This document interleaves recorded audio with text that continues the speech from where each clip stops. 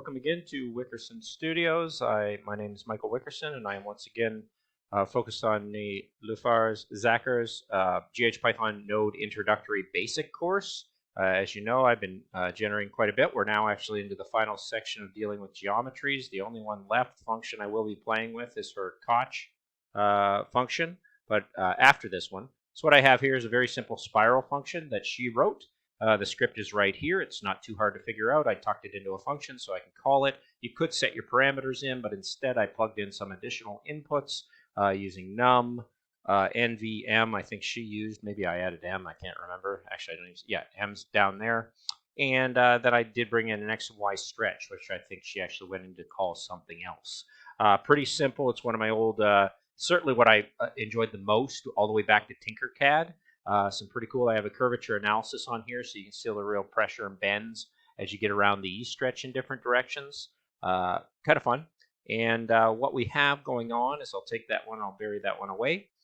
You can see that basically it's the inputs into that node, and it's a point system. So there's the point system you can adjust, playing with a NURBS curve, inner NURBS curve, and an outer interpolated curve, which I thought would be interesting to just play off the two of those things, and then grabbing points, dividing them on the same count 100. Of course, you could divide it a lot less, which would make for difference, and then building kind of ladder up between it. So pretty dead simple script with something fun to play with using those maths. Nothing tricky. I did want to play that I moved out of the bedroom. I'm into my back little office room. I'm pretty happy with it.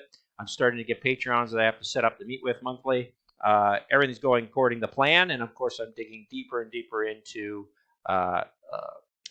finishing up this script course. I'll go back in and I'll probably have some fun with a few of these other sites I had. This is a great one, ATLV, which allows you to go into RhinoScript and it shows you before and after images of each and introduces Rhino common namespaces very quickly, and this becomes very complicated. So this will be the next task at hand, unless I jump into the Michigan course again, which was on RhinoScript, which I'm tempted to do in the Python editor, because then if I could pull those, I think I'm competent enough to pull those out into GH-Python nodes now. So that's going to be an interesting one to do well.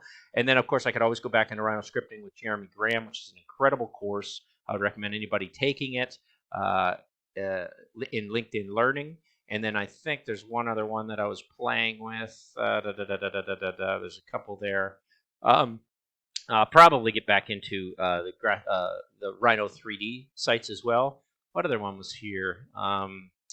Well, there's a bunch of things in here. If you even went into here and just started thinking of Rhino Developer and where you could go with that, you could go into the Rhino Common using Python to get at things, and I think I had some guides. The one thing I had here was a cheaters, which really nice to get to know. It was a cheat sheet that came out of Future Learners, so I would say do it because it's actually hyperlinked to all of these tools. So you can click on one and then boom, have your script immediately. And this is what I'll probably be running through next to just get into scripting those and making sure I do those. And they're back to the Rhino developer site. Really nice links. So we'll play around with that once we finish up the Koch curve with Niloofar Zaker. And I hope I've said your name right. I'm pretty. You say it so fast I can barely get it. Maybe it's Zaker. I have to figure it out. Its pronunciation. Pretty exciting stuff. We'll go back into Rhino. That's easy enough to figure out.